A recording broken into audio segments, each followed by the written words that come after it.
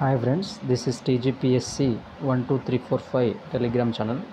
మనం లేటెస్ట్గా కేంద్ర బడ్జెట్ అదేవిధంగా తెలంగాణ బడ్జెట్ 2025-26కు సంబంధించి బడ్జెట్ వచ్చాయి. మనం దాంట్లో భాగంగా బడ్జెట్ని ఎలా గుర్తుంచుకోవాలి, ఇప్పుడు వచ్చే జాబ్ క్యాలెండర్ గురించి అయినా ప్రతి ఒక్క కాంపిటేటివ్ ఎగ్జామ్కైనా ఈ బడ్జెట్లు చాలా ఉపయోగపడతాయని అనుకుంటున్నాను.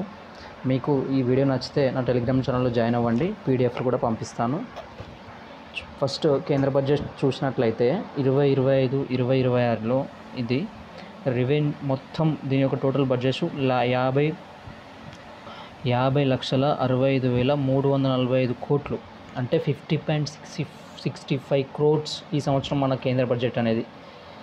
దీంట్లో రెవెన్యూ వసూళ్ళు, మూలధన వసూళ్ళు, రెవెన్యూ వ్యయం, మూలధన వ్యయం, దీన్ని క్రొనలాజికల్గా మనం గుర్తుంచుకోవచ్చండి. క్రొనలాజికల్గా మనం గుర్తుంచుకున్నట్టుగా చూసినట్లయితే రెవెన్యూ వసూళ్ళు 34.20 లక్షలుగా గుర్తుంచుకోవాలి.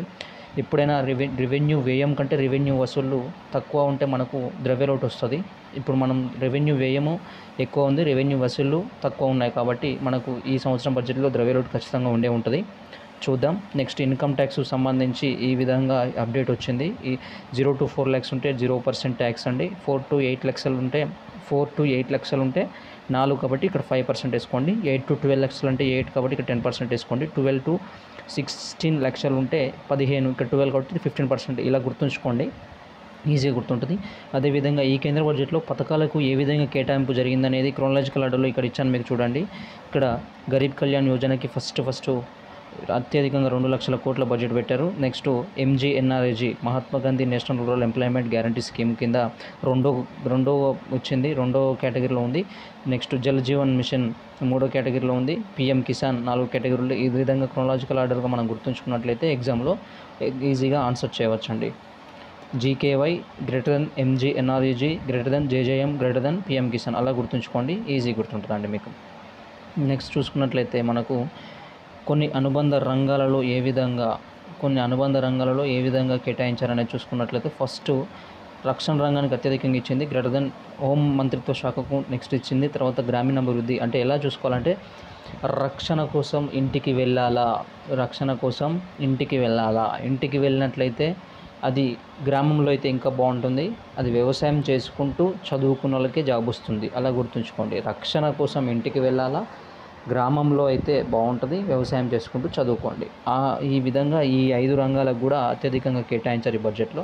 ఈ విధంగా ప్రతి బడ్జెట్కి సంబంధించిన ప్రతి అంశాన్ని క్రోనలాజికల్గా వివరిస్తూ ఉంటాను. నెక్స్ట్ తెలంగాణ బడ్జెట్కి వెళ్ళినట్లయితే ఈ సంవత్సరం తెలంగాణ బడ్జెట్ ఎంత ఉంది అంటే 3,04,965 కోట్లతోని మన తెలంగాణ బడ్జెట్ వచ్చింది.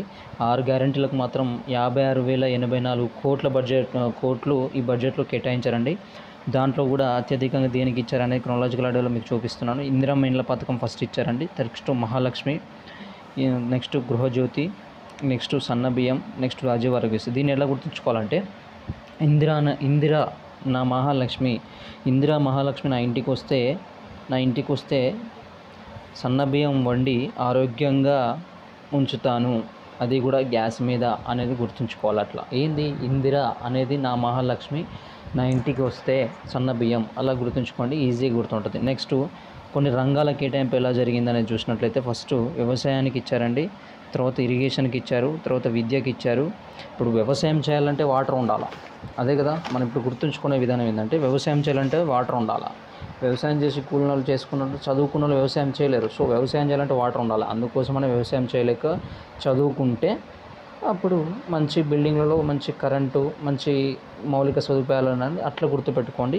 అదేవిధంగా మనకు సంక్షేమ విధంగా చూసుకున్నట్లయితే ఫస్ట్ SCకి అత్యధికంగా కేటాయించారండి. నెక్స్ట్ పంచాయతీరాజ్కు కేటాయించారు, నెక్స్ట్ STకి, నెక్స్ట్ SC పంచాయతీ. SC వాళ్ళు చాలామంది పంచాయతీ పెడతారు, అదేవిధంగా SC వాళ్ళు పంచాయతీ పెట్టినాకనే ST వాళ్ళు వస్తారు, ST వాళ్ళ తర్వాతనే BC పంచాయతీ పెడతారు. అట్లా గుర్తుంచుకోవాలండి, ఈజీగా గుర్తుంటుంది.